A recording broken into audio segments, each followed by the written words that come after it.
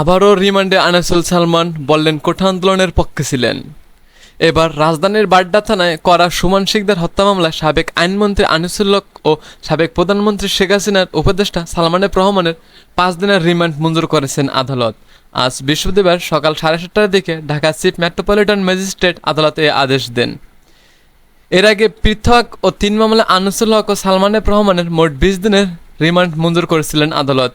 আদালত ও পুলিশ সূত্রগুলো জানায় আজ সকাল 6টার দিকে কড়া নিরাপত্তায় আনিসুল হক ও সালমান এফ রহমানকে ঢাকায় সিএমএম আদালত প্রাঙ্গণে আনা হয়। তাদের আদালতে হাজতখানায় রাখা হয়। বাড্ডা থানায় করা সুমন শিকদার হত্যা মামলায় তাদের গ্রেপ্তার দেখে 10 দিন রিমান্ডে নেওয়ার আবেদন করা হয়। পুরো দুজনকে হাজতখানা থেকে আদালতে এজলাস কক্ষে তোলা হয়। সকাল 7টার দিকে শুনানি করা হয়। শুনানিতে পুলিশের পক্ষ থেকে আনিসুল হক ও সালমান এফ রহমানের রিমান্ডে নেওয়ার সপক্ষে যুক্তি তুলে দেওয়া হয়।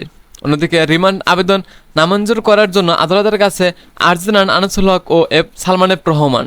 শুনানিতে আনিসুল হক বলেন যে হত্যা মামলায় তাদের গ্রেপ্তার দেখানো হচ্ছে, এর সঙ্গে তারা কোনোভাবে জড়িত নন, বরং তারা কোটা সংস্কার আন্দোলনের পক্ষে ছিলেন।